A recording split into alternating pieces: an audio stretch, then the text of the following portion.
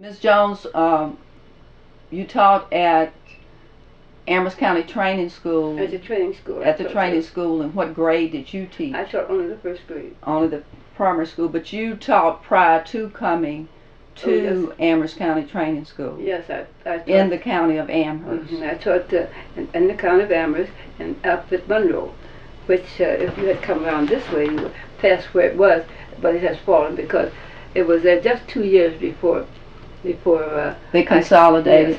Before I started teaching there, and I taught there 20 years. And that was Rocky Seat. Rocky Seat School that went from grades 1 to 7 through 7. Okay. And how did you get to school? Walked. You walked. You were close enough.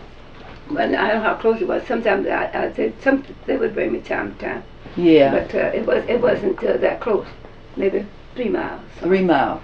But I didn't mind it because I like to walk. Well, good. And in fact, the mother, I liked to run in those days. I did run. I could run very, very fast. Yeah. And I could run, and they was the only thing I couldn't do. I could not stand going foot logs.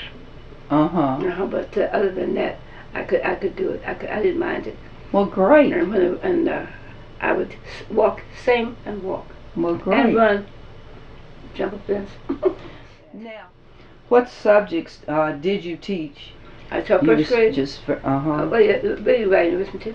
Yeah, reading, writing, and arithmetic. Okay, that's the basics. That's the basics. And what was the age of your students? Well, they were 6-year-olds. Oh, they were all 6-year-olds? No, sometimes they were more than 6 years old. All right. See, there's a repeat, sometimes. Yes. But they didn't like it. But when I started first, you see, they didn't like that repetition. They didn't care about it. They wanted you to pass them whether or not. I didn't do much of that. Right. When I passed you had mastered the material. You're saying when you passed them. That the right vote. Yes. Yes. You were telling me a little earlier at the time of integration here in Amherst County that you did try to do some work with the students in preparing them. Yes. For what they might encounter. Yes, I did that because I did that because I wanted them to be able to know that get the right standing. That's what the right foundation. Mm-hmm. So that when they got in there, they'd know that I was schooled at where we were, and they were there to learn. And what you do, you just get that done, and get that done, and that's what they did. Yeah. And I had some very, very good students from there. After they became good students at the other school, and they were smart for me. But when they went on up, but I say, well, one thing about them, they had good foundation. Right. I was going to make sure. Did I make sure? Yeah.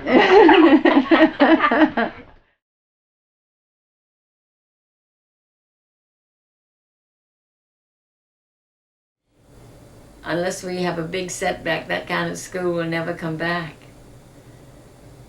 And I think there was something important about it. There was something important about making fires, being careful.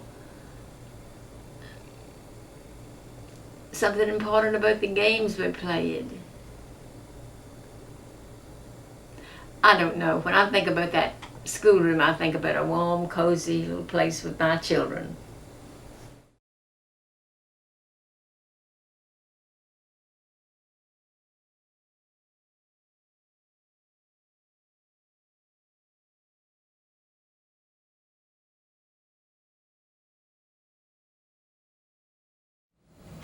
We've come a long way.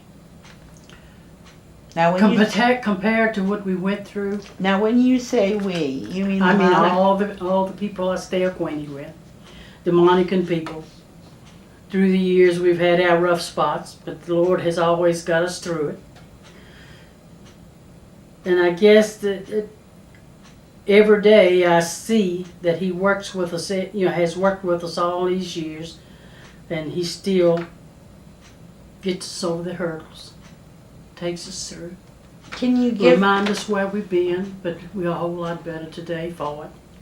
And a lot of things people seem to think, well, why did I go through this or why did I go through that?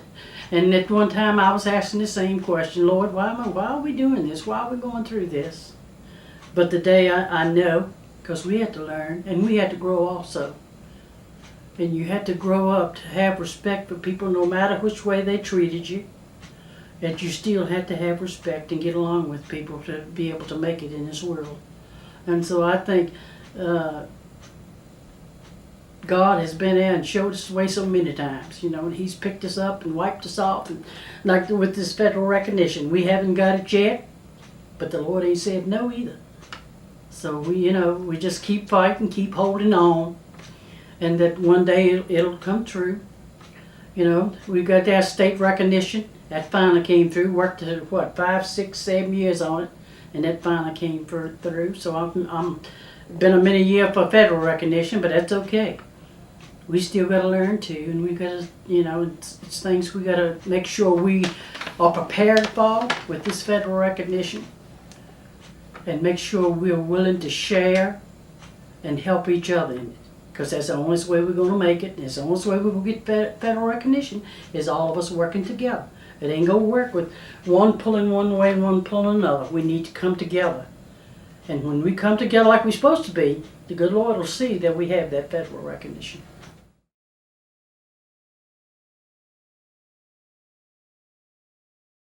In the 60s, amendment was passed to grant extended voting rights. Did you encourage your daughters to vote at that time? Yes, I encouraged all of them to vote because I thought it was necessary. Now, did you say anything special for your daughters versus your sons, since you had 3 of each, about voting? What would you say to your daughters in specific about voting? Well, I thought it was right to vote and, get who they really wanted. Mm-hmm.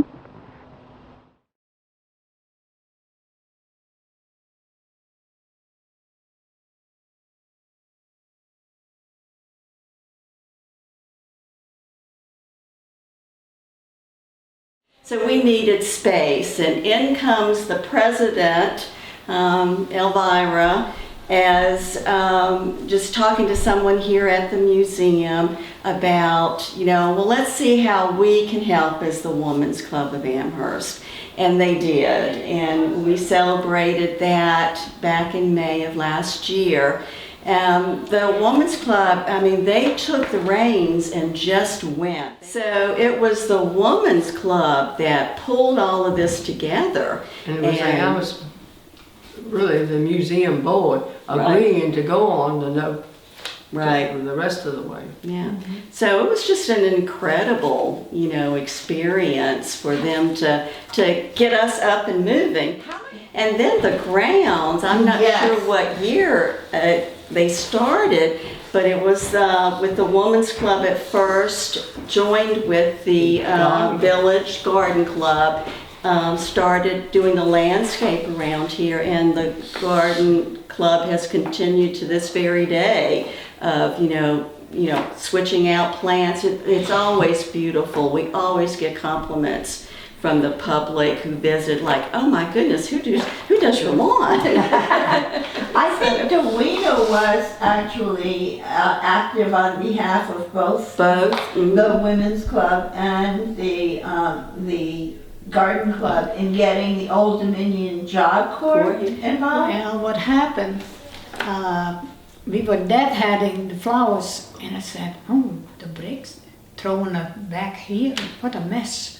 And I walked around and no path. And we had a speaker of Old Dominion Stone people.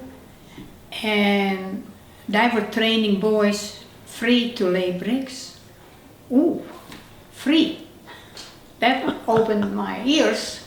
And then we had a meeting with the board of the museum, and 2 companies, a company with free or paid brick, and I had a meeting with the board, and we said, well, what do you want? And they asked for the free brick. So that's another thing. So we had the Old Dominion Job Corps and their boys fixing the whole path around the museum down to Main Street.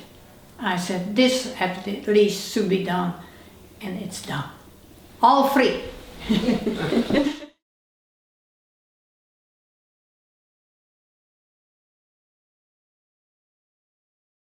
And Senator John Warner. and Well, Chuck now I Wall. hear there's a story about There's a Senator story John about Warner. Senator Warner.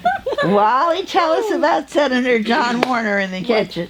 One night I was in the kitchen just carrying on, and this man stepped in the kitchen. He spoke, and I spoke. He said, well, I told who I were. And he said, oh, I got to try your roast beef. I said, wait a minute, let me get you a napkin. He said, oh, no, your apron just fine. He took my apron and wiped his hand and wiped his mouth. And knowing me, I said, where's your wife at tonight? I won't see her. He said, well, why does she couldn't come with me tonight. That's when he was married to Miss Taylor. Yeah. I said, she couldn't come tonight. And who was Miss Taylor? Liz Taylor. Liz Taylor. Elizabeth Taylor, right? And you told him your name. I told him my name, that's right. And he sent me a picture. Oh, I got that picture at the house now somewhere. See, Wally was named for Wallace Simpson. And she told him that.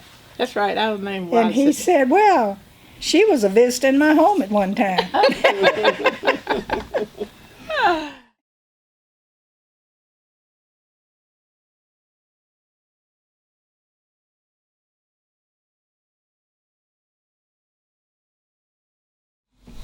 And the kids wanted to learn. They were very competitive with each other. And we would tutor them after school and sponsor science. We go competitive in preparing them for science fairs, which they did well in. In addition to all of the new extracurricular programs offered, Central High continued to recruit students for an old summer work program that had been in place at the Amherst Training School and Madison Heights Colony Road.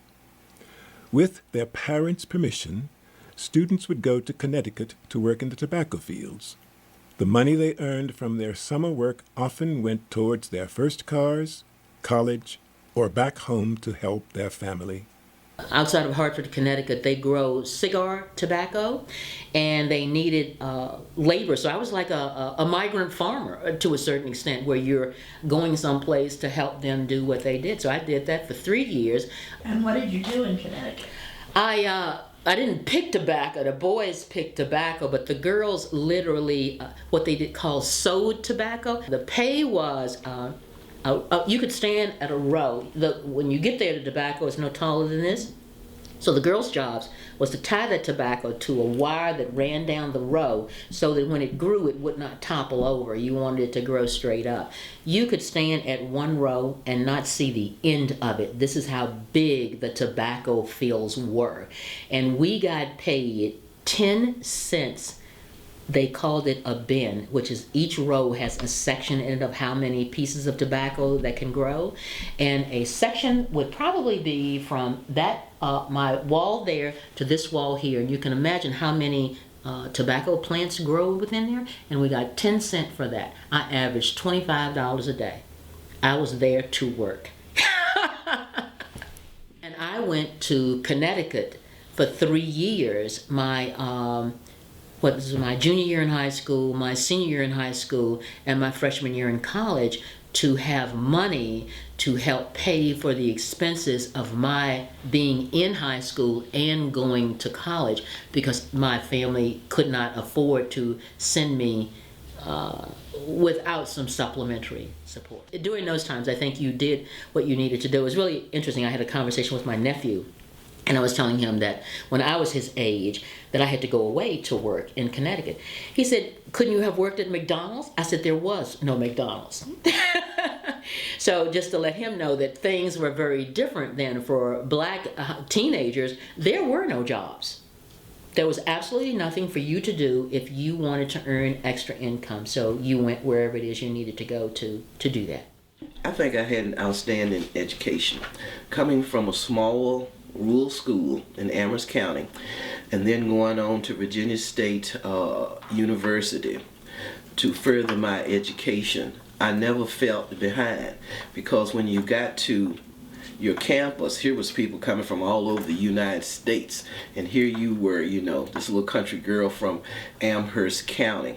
But our teachers used to stay after school to help us and give us other classes so that we wouldn't be behind anybody when we got to college, if that was our chosen path, because all of the classes that you needed to go to college were not taught during the day. So teachers like Miss Jackson, Mr. Moore, Mr. Davis would stay after school to give us more education, and then they would bring us home in their cars after school was over.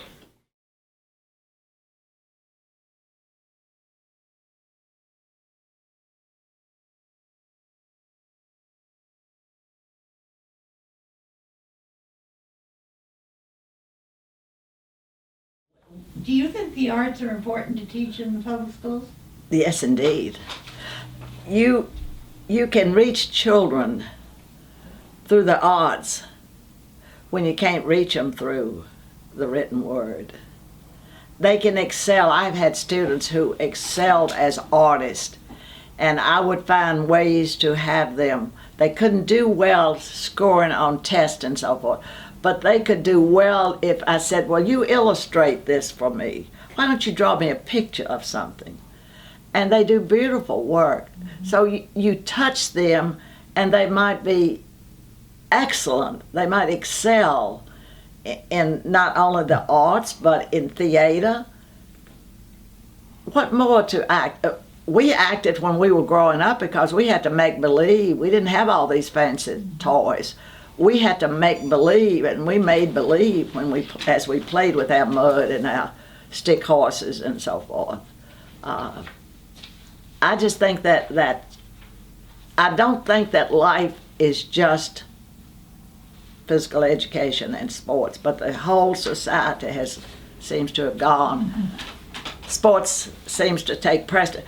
I say you can play a guitar or a fiddle or whatever when you're old and can hardly move, but you can't play football and you can't play basketball and you can't play soccer, you know. But you can do these things, you know.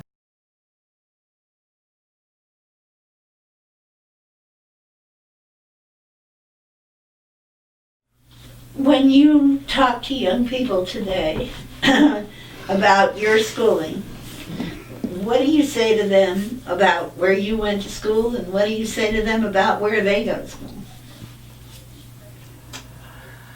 Well, when I talk to them, I try to encourage them. Number one, starting now while they're still in school, you know. And then there have been a couple that I've been asking, even this year, are you making any plans? You should have already started applying. You know, applying for school. You can't wait until the last minute. But first of all, to get a foundation, you need to stay in school. You need to listen. You need to listen all you can.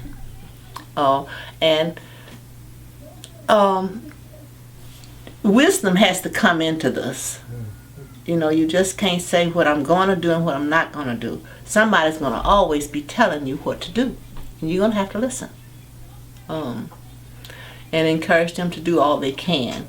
And you need an education. You definitely need an education. High school education is not going to take you anywhere.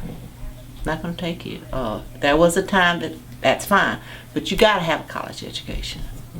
And you got to go into something that you feel. It doesn't have to be education all the time, but whatever you feel you can succeed in.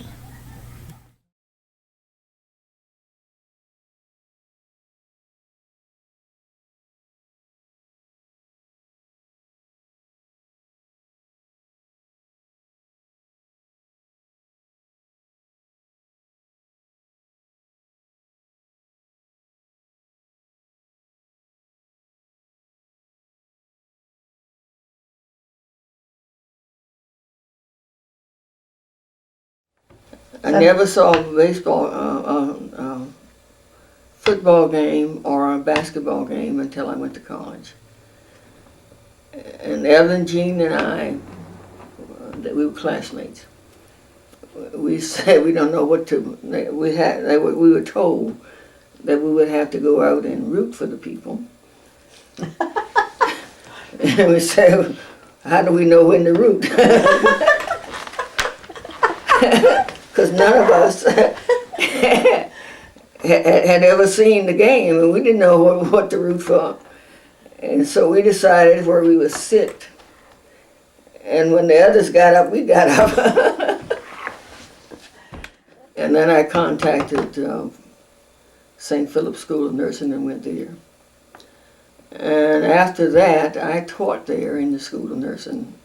As a matter of fact, I was offered a job before I even took the State Board of Nursing exam.